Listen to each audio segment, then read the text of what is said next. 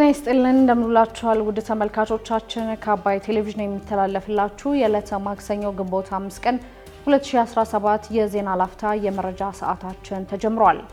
አቶ ጌታቸው ረዳ ከፍተኛ የህወሓትና የትግራይ ታጣቂ አመራሮችን በወርቅ ንግድ የመንግስት ገንዘብ በመዝረፍና በህገወጥ የሰዎች ዝውውር መክሰሳቸውን ለጤናው ዘርፍ አሁን ካለው ወቅታዊ ሁኔታ አንጻር በ2018 ከፍ ያለ በጀት ለመመደብ በቂ ዝግጅት እየተደረገ መሆኑን ጤና ሚኒስቴር ማስታወቁን እንዲሁም ኢትዮጵያን ስደተኞች ከጅቡቲ ለመውጣት የ3 ወራት ጊዜ እንዲሰጣቸው መጠየቁን ጨምሮ ሌሎች መረጃዎችን ይዘናል። ከዜናዎቹ ጋር ራቢያ ከድር አብራችሁ ቆይታ አደርጋለሁ።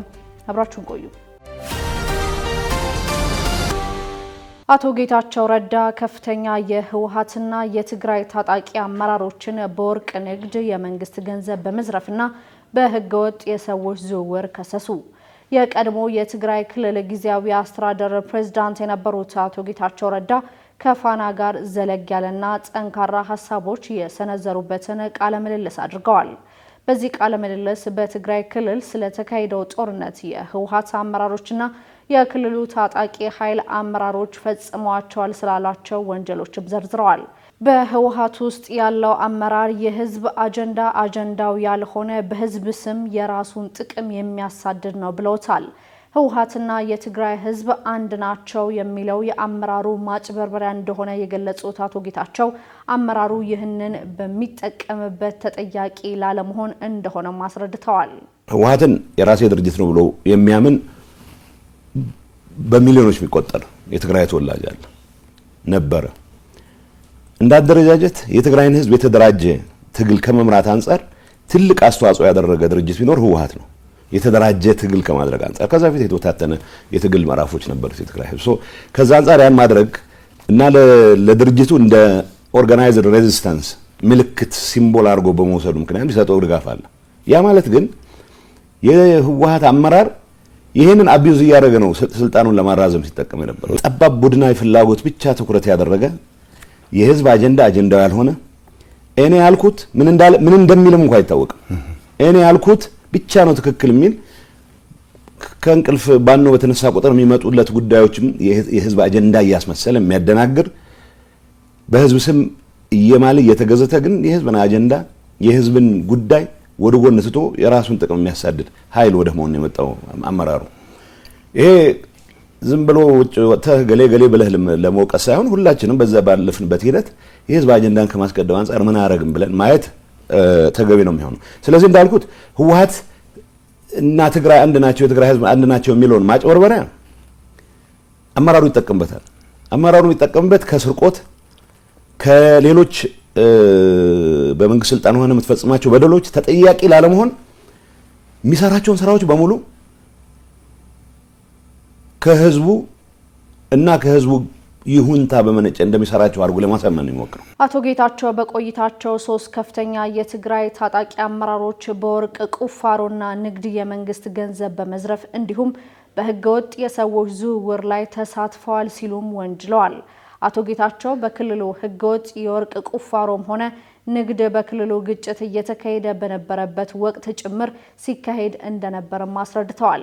በወርቅ ንግድ ላይ ተሰማርተዋል በሚል በስም የጠቀሷቸው የጦር መኮንን ብርጋዴር ጀነራል ምግበይ ኃይለን ሲሆን ጦርነት እየመራ በተመሳሳይ ወርቅ እየቆፈረ ይሸጥ ነበር ሲሉም አቶ ጌታቸው ወንጅለዋል። በጣም የሚያሳዝነው አሁን ብዙ ሰው የወርቅ ንግድ አሁን የፕሪቶሪያ ስምምነት ከተፈራረምን በኋላ የጀመረ የሚመስለው ሰው አለ። ጦርነት ውስጥ በአንድ በሌላ መልኩ እኔ የማምንበት ሬዚስታንስ ነው ያካሄድኩት፣ የማምንበት ትግል ነው ያካሄድኩት ብዬ ነው የማምነው። በዛ በማምንበት ትግል ውስጥ የትግራይን ህዝብ አጀንዳ ይዘው የታገሉ ብዙ የጦር መኮንኖች አሉ።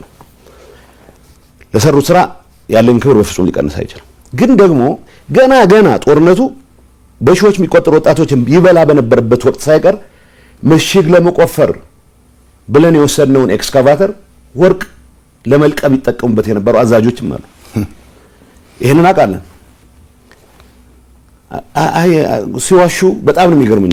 አቶ ጌታቸው በዚሁ ቃለ መጠይቅ በስም የጠቀሷቸው ሌላኛው ወታደራዊ አመራር ብርጋዴር ጀነራል ኃይለ ስላሴ ግርማይ ናቸው። ኮምቦልቻን በተቆጣጠሩበት ወቅት በመንግስት ባንኮች ውስጥ የነበረውን ገንዘብ እንዲሰበስቡ ከተመደቡ ሰዎች መካከል አንዱ እንደነበሩ አስታውሰው በወቅቱ ተሰብስቦ ከነበረው 4 ቢሊዮን ብር 1 ቢሊዮን ብር ገደማ ወስደዋል ሲሉም ከሰዋል። ኢሹ አካውንት ነበር። እኔ አሁን በዛን ሰዓት በእኛ ውሳኔ ነው ትክክል ነው ውሳኔው ብዬ ነው ማምነው። ገንዘብ ያስፈልገናል ጦርነት እያደረግን ነው። ገንዘብ ያስፈልገናል ተብሎ ባንኮች ውስጥ የነበሩ የግል ባንኮች አንንካ የመንግስት ግን መውሰድ አለብን የሚል ፖለቲካሊ ወሰንን። እሺ እኔ እንደማቀው 4 ቢሊዮን ነው ኢሹ አካውንት ላይ ነበር። ይሄን ማረጋገጥ ይችላል ብሔራዊ ባንክ። ምክንያቱም የመጣልኝ ወረቀት አለ የጊዜው አስተዳደር ፕሬዝዳንት ኮንኩ በኋላ ምን እንደተፈጠረ ባንኮች ውስጥ ግለጹልን የሚል ኢሹ አካውንት ያለውን ገንዘብ እንዲሰበስቡ ከተመደቡት ሰዎች መሃል አንደኛው የግንባር አዛዥ የሚባለው ኃይለ ስላሴ በቢሊዮን በመቶ ሚሊዮን የሚቆጠር ገንዘብ ነው የወሰደው። ኢንፋክት 1 ቢሊዮን አካባቢ ነው የወሰደው። እሱ ስር ተፍተፍ የሚሉ የሱ አገልጋዮች የሆኑ የተወሰነ ድርሻቸውን ይወስዳሉ። አቶ ጌታቸው ጨምረውም የታጣቂዎቹ የመረጃ መምሪያ ኃላፊ የነበሩት ኮሎኔል ተወልደ ገብረትንሳኤ በህገወጥ የሰዎች ዝውውር በነበራቸው ሚና ተጠያቂ አድርገዋቸዋል። በቅርቡ ከሀገር እንዲወጡ የተደረጉት ኮሎኔል ተወልደ ኤርትራውያን ይሸጡ ከነበሩት ሰዎች አንዱ እንደነበሩም በቃለ መጠይቃቸው ላይም ጠቅሰዋል። ገንዘብ ያለው ሰዎች ያሉ ሊወጣ የሚችለው ማለት ነው። ወጣቶች መዋጋት የማይፈልጉ ግን ደግሞ ታፍነው ገንዘብ አውርዱ እንዳይባሉ ስቃይ ውስጥ እንዲቀጥሉ የተደረጉ አላማው እሱ የነበረው የትራንስፈራይት እናፈርሳለን በሚለው ግን በሺዎች የሚቆጠሩ ሰዎች ሊተራሊ ተሸጠዋል ነው ነገር። ይሄ የትግራይ ተወላጆችንም ጨምራል። ሀብት አለው የሚባል ሰው የትግራይ ተወላጆች አንዳንዴ የሚያደርጉት ምንድነው ገንዘብ የሚቀበሉት ሳይበቃ የትራንስፖርት ሳይቀር ራሳቸው የአውቶቡሶች ተከራይተው የትራንስፖርት ከእያንዳንዱ ሰው 10 ሺህ መቀበል የት አካውንት መተፋፈር የለም እገሌ የሚባል አካውንት ውስጥ ይገባል። አዲስ አበባ ውስጥ ያለ አካውንት ሊሆን ይችላል፣ ካናዳ ውስጥ ያለ አካውንት ሊሆን ይችላል። ይሄን ሁሉ በዝርዝር በመናቆም ሁኔታ ነው ምንም አይነት ነገር ልንወስድ ያልቻልነው። ስለዚህ ለምን አንወስድም? እንግዲህ አንድ ሰው ዱላ ይዞ የሆነ ነገር ማድረግ አይችልም። ያገለግሉ ያሉ ሰዎች ሳይቀር እንደ ጥፋተኞች እንደ ከዳተኞች የሚቆጠሩበት ኢንቫይሮንመንት ከመፍጠር ጋር ተያዘ እኔ ጥፋት ፈጽሜያለሁ እላለሁ። ኃይለ ስላሴ ነው የሰረቀው ብዬ መናገር ስችል ጠቅላላ የሰራዊት አመራር ተጠርጣሪ የሚሆንበት ሁኔታ ከመፍጠር አንፃር ምግበ ነው የሰረቀው ማለት ተወልደን ይሄን ያደርገው ማለት ስንችል ይሄን ባለማለታችን ምክንያት ሁሉም የትግራይ የጦር የጸጥታ አመራር ተጠርጣሪ የሚሆንበትን ኢንቫይሮንመንት ከመፍጠር የራሴ አስተዋጽኦ አድርጌያለሁ እላለሁ። ግን ደግሞ የኔ አቅም ሊሚትድ ነች። አቶ ጌታቸው ተፈጽመዋል ካሏቸው ወንጀሎች ጀርባ የፖለቲካዊ አመራሩ እጅ አለበት ሲሉም ከሰዋል። በእርሳቸው የአመራር ወቅት በወንጀል ተጠያቂ የሆኑ ሰዎች እርምጃ ሳይወሰድባቸው የቀረው በጸጥታ አመራሮቹ እምቢተኝነት መሆኑንም ተናግረዋል። ይህንን የኔ ምክትል ያቀን የጸጥታ ላይ ተነጋግረን እርምጃ እንውሰድ ለፍትህ ይቅረው የተደረገ ጥናት ነው ምነግርህ። በተደረገው ጥናት እገሌ ይሄን ያክል 300 ሚሊዮን ወስዷል በቁጥጥር ስር ይዋል፣ ይሄ እገሌ ይሄን ያክል ማሽነሪ ወስዷል በቁጥጥር ስር ይዋል የተባለው እርምጃ እንውሰድ ካልን 2 ዓመት ሆነ። የመውሰድ ፍላጎት አንዳንዴ ፖለቲካሊ የምታያቸው ነገሮች አሉ። ትልልቅ ትግል ውስጥ ትልቅ አስተዋጽኦ ያላቸው ሰዎች ስም ሌሎችንም ይዞ እንዳይጠፋ በሚል ያለው ቅድም ያልኩ የውሸት አንድነት ለማስቀጠል ባደረግነው ጥረት መጨረሻ ላይ ግን የውሸት አንድነት ማስቀጠል አይደለም የመረረኝ ሰዓት እርምጃ መውሰድ አለበት ባልኩበት ሰዓትም እርምጃ እንዲወሰድ ዶክመንት አቅርቤም ሳይቀር ተግባራዊ አልተደረገም። እርስ በርስ የመደጋገፍ ፖለቲካል አሁን ያለው እኔን ክድሃል የሚለኝ አመራር ወንጀለኞቹን ዋናዎቹ የራሱ ሰዎች አድርጎ ነው የሚቆጥረው። ቢኮዝ የወንጀል ኔትወርክ ነው። ለጤናው ዘርፍ አሁን ካለው ወቅታዊ ሁኔታ አንጻር በ2018 ከፍ ያለ በጀት ለመመደብ በቂ ዝግጅት እየተደረገ መሆኑን ጤና ሚኒስቴር አስታወቀ። በኢትዮጵያ በተለያዩ አካባቢዎች የሚሰሩ የጤና ባለሙያዎች የተሻለ ደሞዝ፣ ጥቅማ ጥቅሞችና የሥራ ሁኔታዎችን በተመለከተ ጥያቄ እያቀረቡ ይገኛሉ። የጤና ዘርፉን በተመለከተ ባሉ ወቅታዊ ጉዳዮች ዙሪያ ታዲያ የጤና ሚኒስትሯ ዶክተር መቅደስ ከብሔራዊ ቴሌቪዥን ጣቢያ ጋር ቃለ ምልልስ አድርገዋል። ለሚኒስቴሯ ከቀረቡላት ጥያቄ አንዱ በጤናው ዘርፍ በአሁኑ ወቅት ስራዎች በምን መልኩ እየተሰሩ እንደሆነና ያጋጠሙ ተግዳሮቶች ምን እንደሆኑ ነው። ዶክተር መቅደስ በምላሻቸውም በኢትዮጵያ ለጤናው ዘርፍ የሚመደበው በጀት ባለፉት ዓመታት እየጨመረ ቢመጣም ከዓለም አቀፍ ስምምነቶች አንጻር ሲታይ መጠኑ ዝቅተኛ ነው ብለዋል። ተከታታይ ለጤናው የሚመድበው የነበረው ከዚህ አሁን ወደ 5 ዓመት 7 ዓመት ወደ ኋላ ተመልሰን ደግሞ ከዛም በፊት የነበሩትን ብናይ ለጤናው ዘርፍ እንግዲህ ያቡጃ የምንለው ዲክላሬሽን አለ። ከዛ አንፃር ስንመለከተው ቁጥሩ ዝቅተኛ ነው። ነገር ግን ቀደምም እንዳልኩት አብዛኛው ነገሩን ከባለድርሻ አካላት ጋር አብሮ ተቀራርቦ በመስራት ህብረተሰቡ ላይ ደግሞ ጫና እንዳናመጣ ብዙ ነገር መንግስት ድጎማ በማድረግ ይሰራል። በባለፉት ዓመታት ያሉትን ስንመለከት በአመት በፊት ከነበረው ቁጥር ጨመር እያለ ነው እንግዲህ ለዘርፉ የሚመደበው በጀት እየጨመረ ያለው። ያ ግን በቂ አይደለም። መስሪያ ቤታቸው ዘርፉ ለ2018 የሚያስፈልገውን በጀት በአሁኑ ወቅት እየሰራ መሆኑን የጠቆሙት የጤና ሚኒስትሯ አሁን ካለው ወቅታዊና ነባራዊ ሁኔታ አንጻር በምን መልኩ ከፍ ያለ በጀት ማዘጋጀት እንደሚቻል እየታየ መሆኑንም አስረድተዋል። በዘርፉ የሚያስፈልገውን በጀት ከአሁን ከወቅታዊ ነባራዊ ሁኔታ አንጻር ደግሞ ከፍ ያለ በጀት በምን መልክ ያስፈልገዋል በሚል እንደሚታወቀው 2018 በጀታችንን እየሰራን ነው። ከዛ ቀደም ብለን ግን በጣም ብዙ ነገሮችን እያየን በምን ቦታ ላይ ክፍተት ይመጣል፣ በግብዓት ቦታ ላይ ነው፣ የቱ ጋር ነበር ድጋፎች የምናገኝ የነበረው፣ የትኞቹ ድጋፎች ይቀጥላሉ፣ የትኞቹ ደግሞ በዘላቂነት ፈቶ መሄድ የምንችልበትን ስራ ትኩረት ሰጥተን ነው። ለዚህ ሁላችንም ህብረተሰቡም ሁላችንም ተረባርበን መስራት ያለብን ስራ ነው። መንግስትም በጣም ቁርጠኝነት ስላለው በዚህ ላይ ስራዎች እየሰራን ነው። የትኛውም አይነት አጋር ድርጅቶችና ለጋሽ ድርጅቶች በሚያመጡት ላይ አዲስ በጀት ጨምረን በመምጣት በእርግጠኝነት በዚያኛው ዓመት ከፍ ያለ በጀት መድቦ ለዘርፉ ማሰራት የሚቻልበትን በቂ ዝግጅት እያደረግን ነው ብለዋል ሚኒስትሯ። ይህ ሂደት ከፍተኛ ትዕግስት፣ አብሮ መስራት፣ ቆጣቢነትና ፈጣሪነት ይፈልጋል ሲሉም ተደምጠዋል። ለምሳሌ የሚመጡ ግብአቶች ካሉ ለግብአቱ የሚወጣውን ወጪ መንግስት እኩል የራሱን በጀት አብሮ ይመድባል። የትኛውም አይነት አጋር ድርጅትና ለጋሽ ድርጅቶች በሚያመጡት ላይ አዲስ በጀት ጨምረን በመምጣት በእርግጠኝነት በዚህኛው ዓመት ከፍ ያለ በጀት መድቦ ለዘርፉ ማሰራት የሚችልበትን ካቅሙ ካለን ውስጥ የሚሰራ ነው። ነገር ግን ለዛ ብዙ በቂ ዝግጅቶች እያደረግን ያለ ነው ማለት ነው። በጣም ትዕግስት ይፈልጋል፣ አብሮ መስራት ይፈልጋል፣ ቆጣቢነት ይፈልጋል፣ ፈጣሪነት ይፈልጋል። ምክንያቱም አዳዲስ ኢኖቬቲቭ ነገሮችን እየፈጠረን ከዲጂታላይዜሽን አንዳንዴ አሁን ለምሳሌ ብዙ ነገሮቻችንን ወደ ህብረተሰቡ መድረስ የምንችልበትን ተከታታይ ስልጠናዎች የኛ እንግዲህ ሙያ ስልጠናዎቹ መቋረጥ አይችሉም። ተከታታይ ወደ ህብረተሰቡ መድረስ የምንችልበትን በምን መልክ እናዘምነው የሚልም ተከታታይ በአገሪቱ ውስጥ የሚሰሩት የአንድ ላይ የማደግ ስራዎች ለዚህ ለዘርፉ በጣም አጋዥ ናቸው። ጊዜ የሚፈልጉ እስክንሻገራቸውና እስክናልፋቸው ድረስ ተባብረን መስራት ያለብን ጉዳዮች አሉም ያሉት ዶክተር መቅደስ በዘርፉ ላይ የሚታየው የበጀት ክፍተት በዘላቂነት ለመፍታት ህብረተሰቡን ጨምሮ ሁሉም አካል ተረባርቦ መስራት እንዳለበትም አሳስበዋል።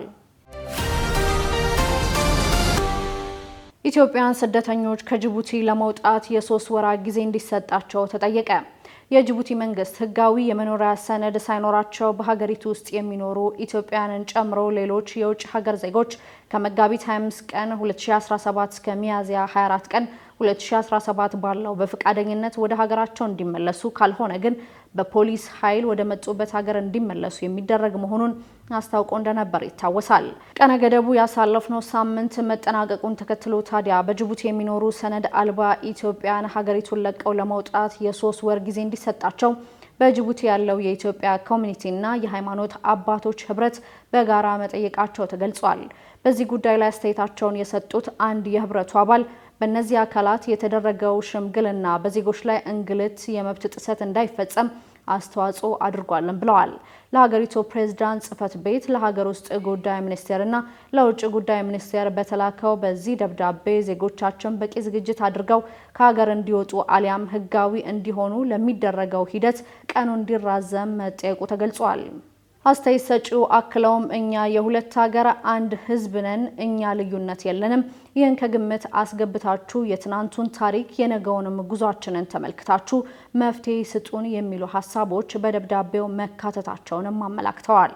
በዚህ የሽምግልና ስራችን የተረጋጋ ነገር እንዲኖር አድርገናል ያሉት የህብረቱ አባል ፖሊሶች መንገድ ላይ የሚያገኙትን ሰው ካልሆነ በስተቀር ቤት ለቤት እየገቡ ሁከት እንዳይፈጥሩ፣ በቤት ውስጥ ሰው እንዳይዙ፣ ስራ ላይ ያለ ሰው እንዳያውኩ በጠየቅነው መሰረት ጥያቄያችን ተቀባይነት አግኝቷል ማለታቸውንም ቲኪቫ ዘግቧል።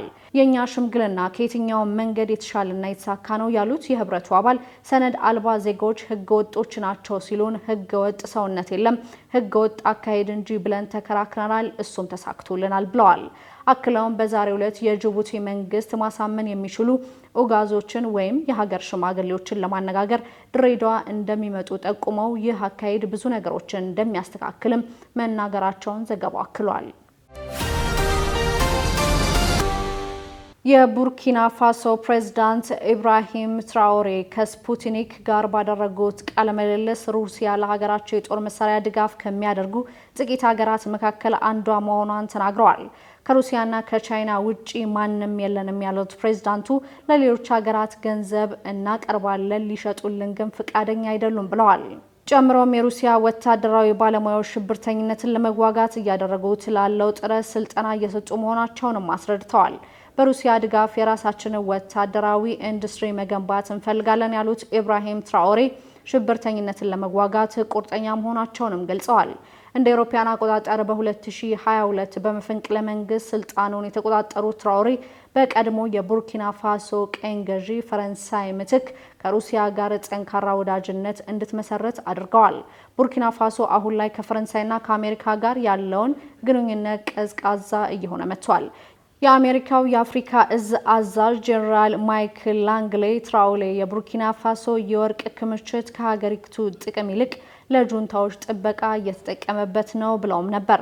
ይህም የሩሲያ ኃይሎች በቡርኪና ፋሶ የወርቅ ኢንዱስትሪ ውስጥ ድርሻ እንዲኖራቸው ትራኦሬ እየደገፉ ነው የሚል የአሜሪካና አንዳንድ የአፍሪካ አጋሮቻቸው የረጅም ጊዜ እይታን ያመለክታል። አይኤምኤፍ በሚያዝያ መጀመሪያ ላይ ባወጣው መግለጫ አገዛዙ የሀገር ውስጥ ገቢን በማሳደግ የደሞዝ ክፍያን በመያዝና በትምህርት በጤናና በማህበራዊ ጥበቃ ላይ የሚመጣውን ወጪ በማሳደግ የሚያስመዘግን ድርጊት አድርገዋል ብለዋል። የ37 ዓመቱ የቡርኪና ፋሶ ወታደራዊ መሪ ሻምበል ኢብራሂም ትራኦሬ አገሩን ከምዕራባውያን ኢምፔሪያሊዝምና የእጅ አዙር ቀኝ አገዛዝ መዳፍ ውስጥ ለማላቀቅ የቆረጠ የፓን አፍሪካኒዝም መሪ ስብዕና በጥበብ ገብቷል እየተባለም እየተሞካሸ ይገኛል። የተለያዩ መረጃዎችን ያደረስንበት የዕለቱ የዜና ላፍታ መረጃ ሰዓታችን የተከታተላችሁትን ይመስል ነበር። ውድ ተመልካቾቻችን በያላችሁበት መልካም ቀን